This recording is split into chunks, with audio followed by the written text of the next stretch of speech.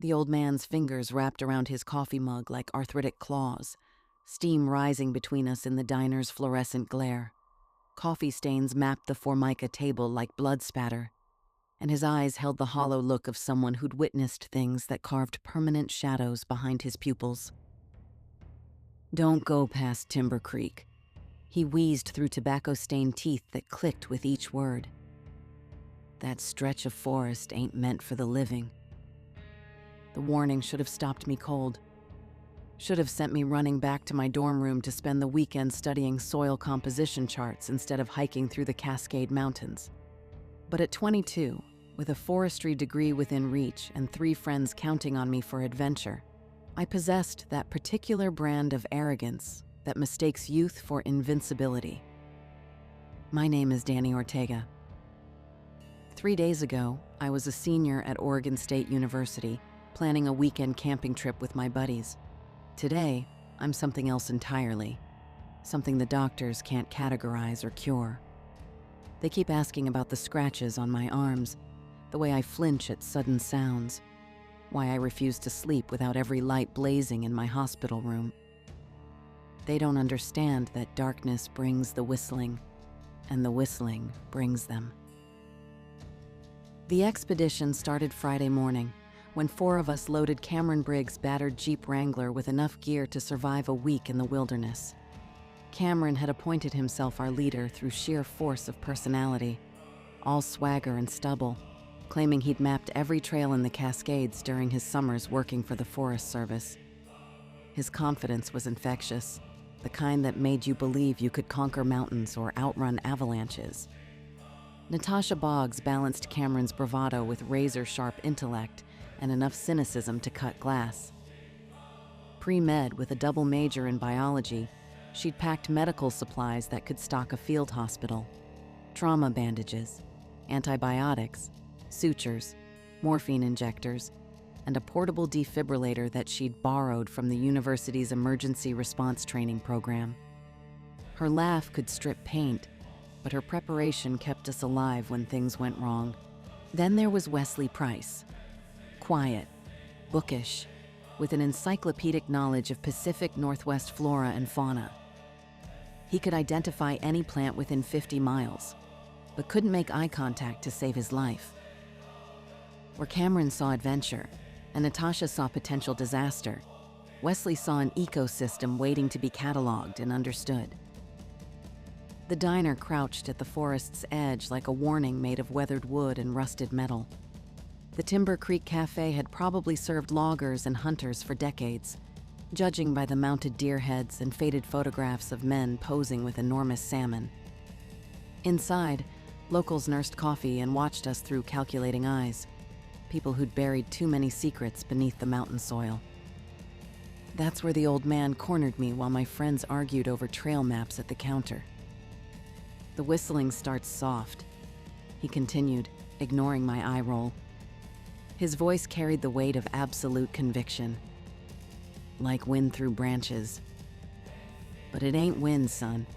It's something that's been waiting out there longer than this town's been standing. Waiting for folks dumb enough to ignore good advice."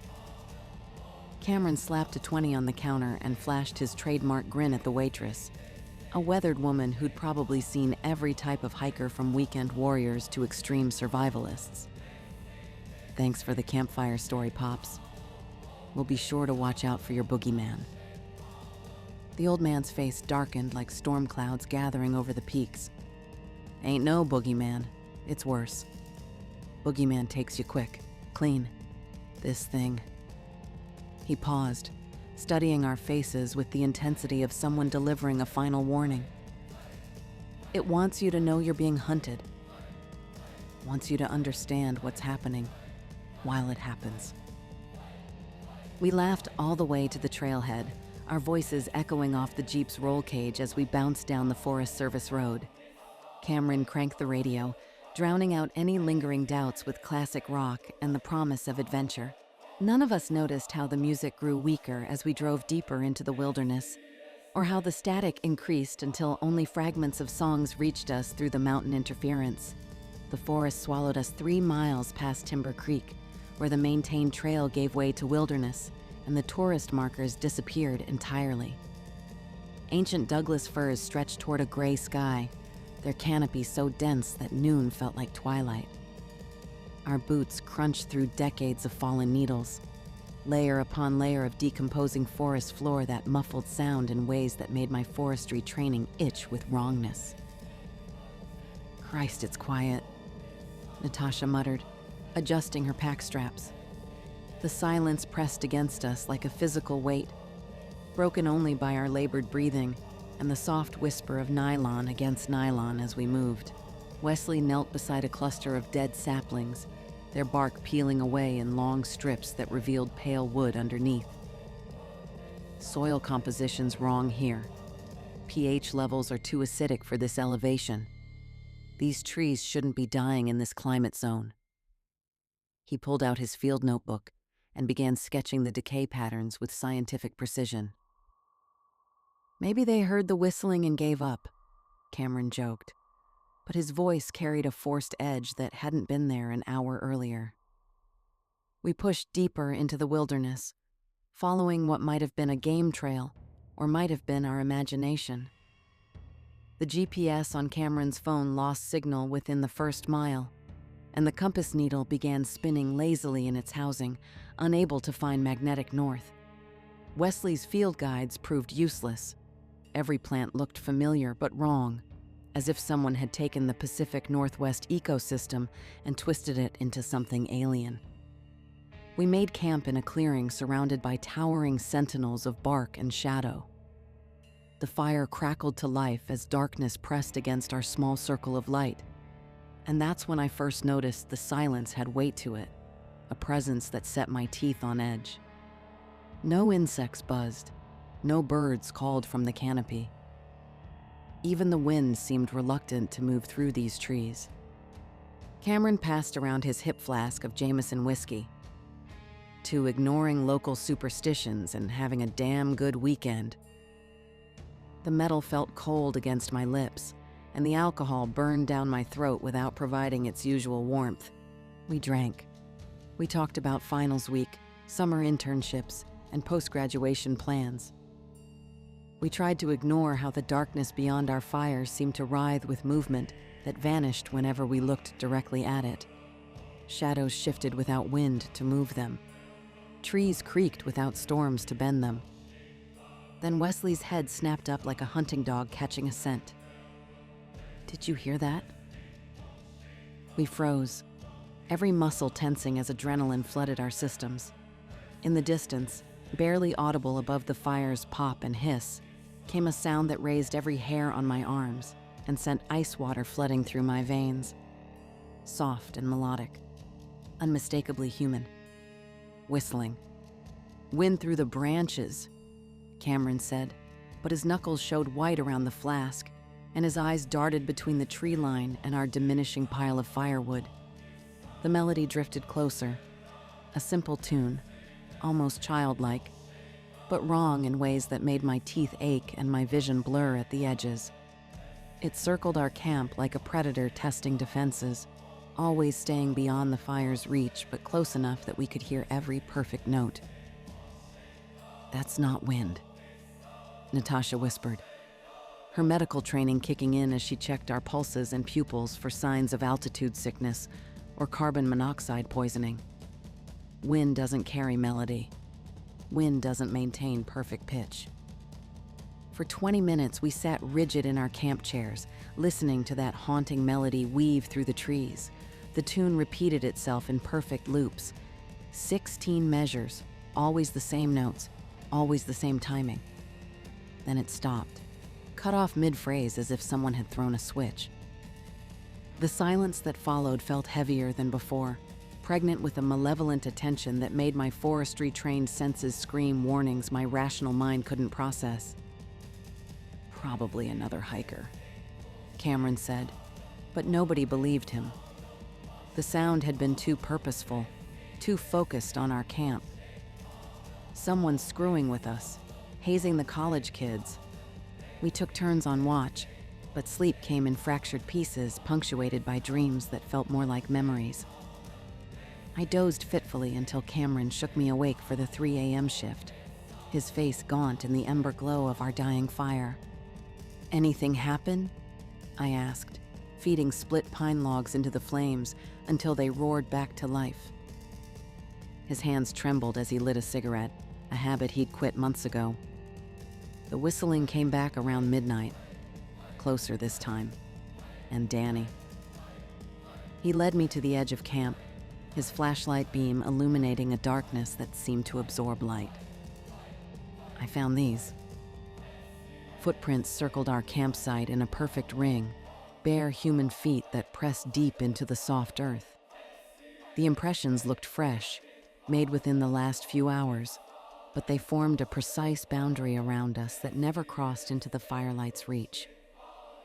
"Could be old prints," I said, though the edges were sharp and the depressions still held their shape despite the mountain humidity. "Look at the stride length." Cameron knelt beside one print, his cigarette ember glowing like a firefly in the darkness.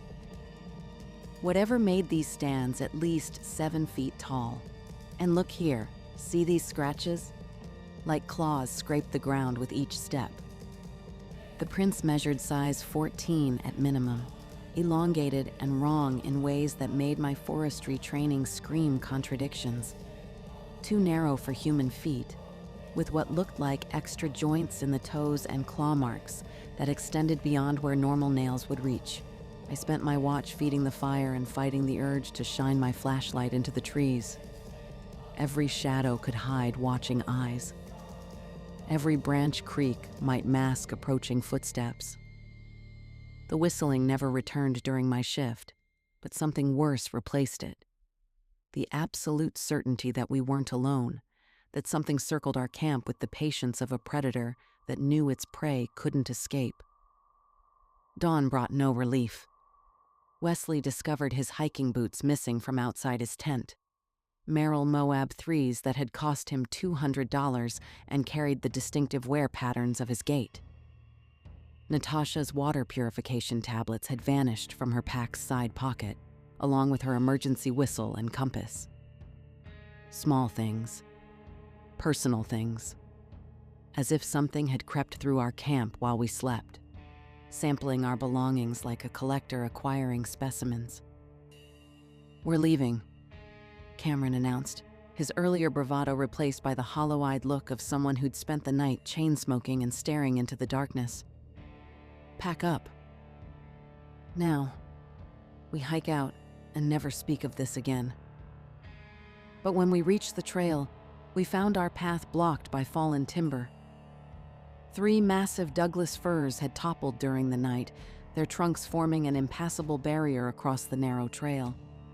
Each tree was easily 6 feet in diameter and 200 feet long, giants that would have taken centuries to grow and industrial equipment to move. No storm had passed through during the night. No wind strong enough to topple giants like these had touched the surrounding forest. Yet there they lay, positioned with geometric precision to block our escape route. "We go around," Cameron decided, consulting his topographic map with hands that shook despite his effort to appear calm. That's when the whistling started again.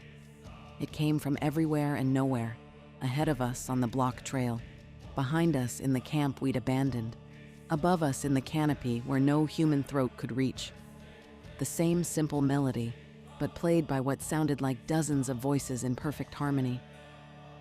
A choir of the damned orchestrating our doom from the shadows.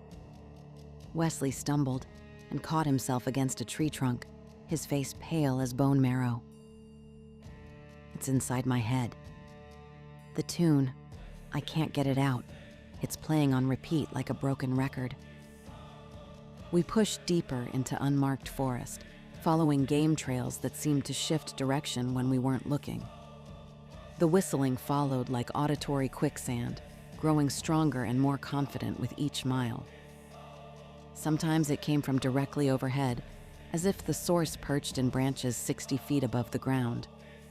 Sometimes it seemed to emerge from the earth beneath our feet, vibrating through the soles of our boots. By evening, we were hopelessly lost, The forest had become a maze of identical trees and misleading paths that led in circles despite our careful attention to compass bearings and landmark navigation.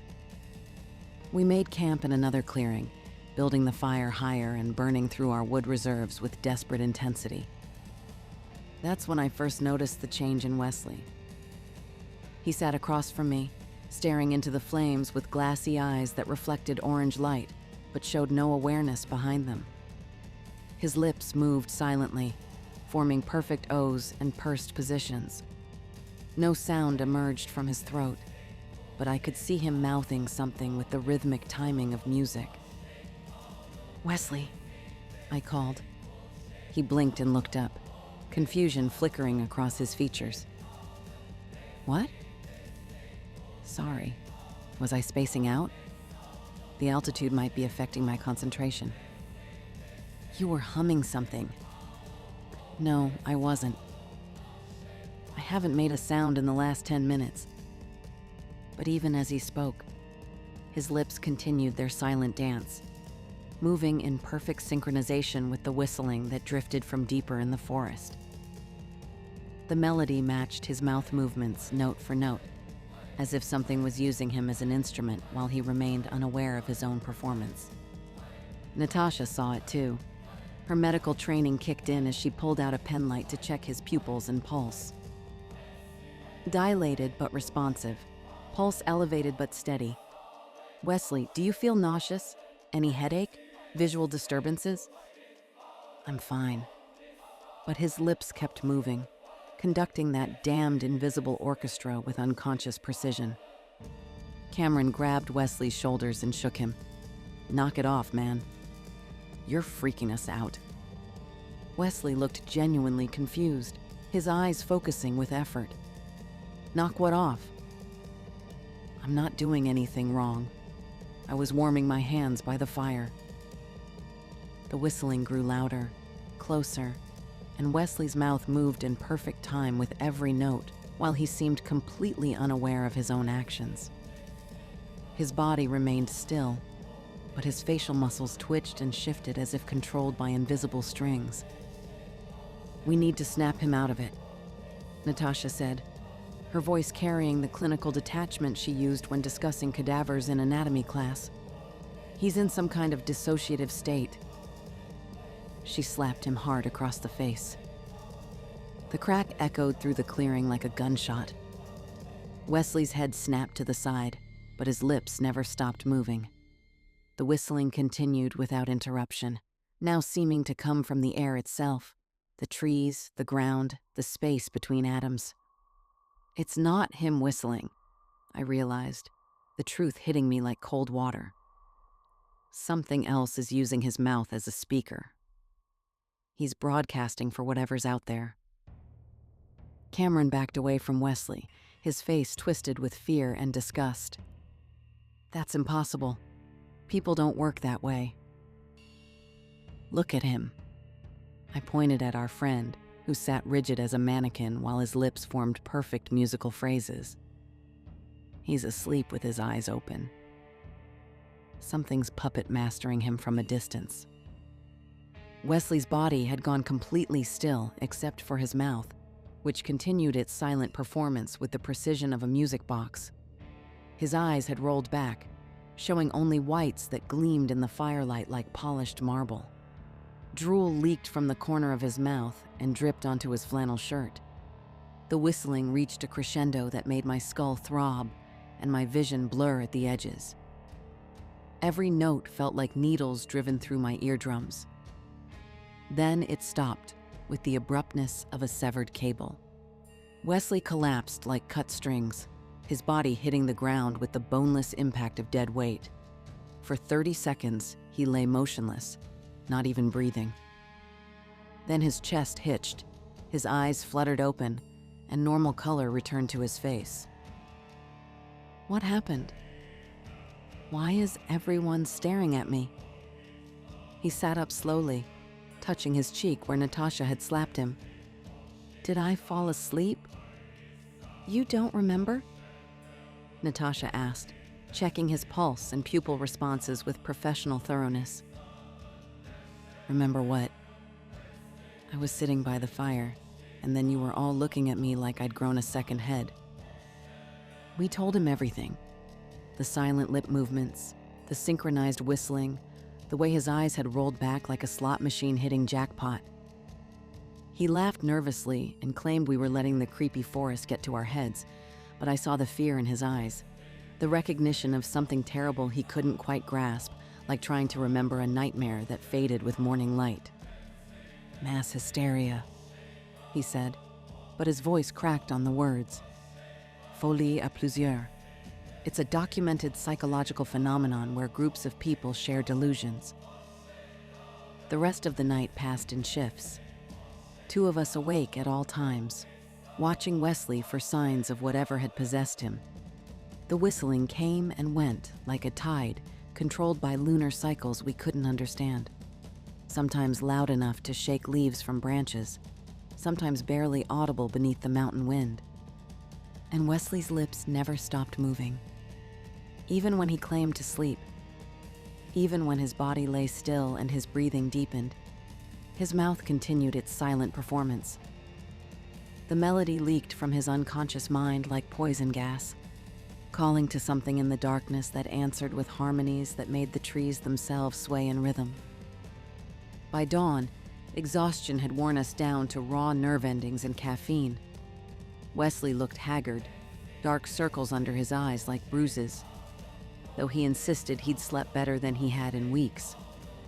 But I'd watched him all night, his body lying motionless in his sleeping bag, while his mouth conducted that damned invisible orchestra with metronomic precision. The trail, Cameron croaked through a throat raw from chain smoking. We find the main trail and get out of here. We hike out today, or we don't hike out at all. We broke camp with the desperation of soldiers under fire, stuffing gear into packs without regard for organization or weight distribution. The forest seemed different in daylight, less oppressive, but somehow more alien, as if we'd crossed into a parallel dimension where familiar rules no longer applied. The trees formed unnatural patterns. Douglas firs grew in perfect spirals around clearings that contained no stumps or signs of logging. Moss covered the north sides of trees in geometric designs that resembled circuit boards more than natural growth patterns. Then we saw it through the trees, the main trail cutting through the forest like a lifeline back to civilization. We ran toward it, crashing through underbrush and fallen logs, desperate to escape whatever had been playing with us for the past 36 hours. The Jeep sat exactly where we'd left it, coated in morning dew, but otherwise untouched. Cameron's hands shook as he fumbled with the keys, dropping them twice before managing to unlock the doors. The engine turned over on the 3rd try, and we pulled away from that cursed forest with wheels spinning on loose gravel and exhaust fumes hanging in the still air. Nobody spoke during the 2-hour drive back to campus. We were alive. We'd escaped. Whatever lived in those trees had released us from its web.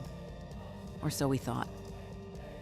The familiar sight of the Timber Creek Cafe came into view like a mirage after crossing a desert. Cameron pulled into the lot, gravel crunching under the Jeep's tires. I need coffee. Real coffee made by human hands. And I want to see other people. Normal people who don't live in a Stephen King novel. The same old man sat in the corner booth, nursing what looked like the same cup of coffee we'd left him with 2 days earlier. His eyes found us through the window before we'd even climbed out of the Jeep. He shook his head slowly, like a doctor delivering a terminal diagnosis he'd seen too many times before. We ordered coffee and attempted to process what had happened to us. The warmth of the diner, the noise of normal conversation, the smell of bacon and coffee. It all felt like waking from a fever dream. We were back in the real world, surrounded by hunters and loggers and truck drivers who lived their lives without mysterious whistling or possessed friends. We can't tell anyone about this, Cameron said, wrapping his hands around his coffee mug as if the ceramic could anchor him to reality. They'll think we're crazy. Stress-induced psychosis from finals week. We might be crazy, Natasha replied, falling back on her psychology training for explanations that made sense. Folie à plusieurs is a documented phenomenon, mass hallucination triggered by isolation and environmental stress. Then explain the footprints, I said. Explain the fallen trees blocking our path. Hoax. Someone's been pranking campers for kicks. The trees could have been cut down during logging operations years ago. And Wesley's whistling. They looked at him across the table. He sat staring into his coffee cup, both hands wrapped around the ceramic as if it were the only thing keeping him connected to sanity. His lips were pressed together in a tight line, completely silent for the first time in 36 hours. I wasn't whistling, he insisted, but his voice carried no conviction. I don't remember any of it. The whole thing feels like fragments of a dream I can't quite piece together. But as he spoke, I caught something that made my blood freeze in my veins and sent ice water flooding through my nervous system. The faintest sound, barely audible beneath his words, like a radio playing in another room. That same melody, soft and low, as if he were humming under his breath. I opened my mouth to point it out when Natasha started talking about her psychology classes, rattling off explanations and theories that could account for our shared terror. Her voice carried the rapid, nervous quality of someone trying to convince herself as much as her audience. The way people talk when they're afraid silence might let darker thoughts creep in. That's when I heard it again. The whistling. Not from Wesley this time, though his lips still moved almost imperceptibly. From Natasha. She talked about groupthink and shared delusions while that cursed melody leaked from between her words. Soft, almost inaudible, but definitely there. I looked at Cameron across the table. His face had gone white as printer paper, and his coffee cup rattled against the saucer from the tremor in his hands. He heard it too, the way Natasha's words carried that underlying melody, the way her breathing fell into the same rhythm we'd heard circling our camp. Natasha kept talking, oblivious to the sound emerging from her own throat like a carrier spreading disease, without knowing she was infected. The same simple tune that had stalked us through the forest, the melody of something ancient and hungry that collected souls like a philatelist collecting stamps. The old man in the corner booth caught my eye. His weathered face held no surprise, only grim confirmation of something he'd witnessed before. He'd seen this pattern play out with other hikers, other groups of young people who'd ignored his warnings and brought something back from the deep forest. The thing in the trees hadn't let us go. It had sent us home as carriers, spreading its influence beyond the wilderness that had contained it for generations. We were infected now, marked by something that turned human voices into instruments of its will. And as I sat there listening to Natasha whistle unconsciously, while she explained away our horror with clinical detachment, I felt my own lips begin to move. The melody rose in my throat like bile, sweet and toxic and impossible to stop. The curse had followed us back to the world of the living. Soon, everyone who heard us would carry it too. The waitress refilling our coffee, the truckers at the counter, the families driving past on Highway 20. And in the darkness of night, when sleep made them vulnerable, their mouths would move in silent symphony, conducting an orchestra of the damned that grew larger with every passing day. I tried to warn them, tried to tell Cameron and Natasha what was happening to us, what we were becoming. But when I opened my mouth, only whistling emerged. That same haunting melody, perfect and terrible and utterly beyond my control. The old man stood up, dropped a $5 bill on his table, and walked toward the door with the slow gait of someone who'd carried too many secrets for too many years. As he passed our booth, he leaned down and whispered words that would haunt me for whatever remained of my life. "Told you so, son. Should have listened. Now it's too late for all of us." Then he was gone, leaving us alone with our coffee and our curse, and the sound of 3 voices whistling in perfect harmony, while their owners remained blissfully unaware they'd become instruments of something that should have stayed buried in the deep forest forever. Outside, the sun shone bright and warm on the faces of normal people living normal lives.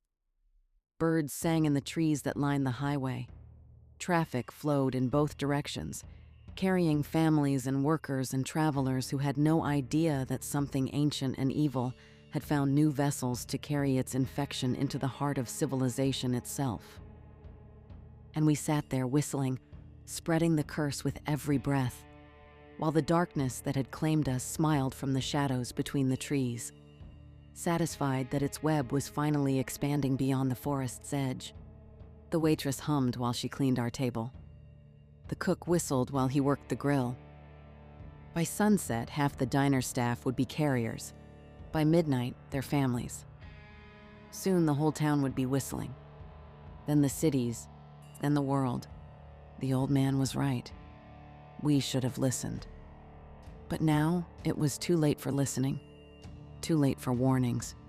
Too late for anything except the endless melody that would spread like wildfire through every human throat until the planet itself became one vast orchestra playing the song of something that had waited in the darkness for generations for its moment to conduct the symphony of human extinction. And in my hospital room, as I tell this story to doctors who think I'm suffering from post-traumatic stress disorder, I can hear them beginning to hum.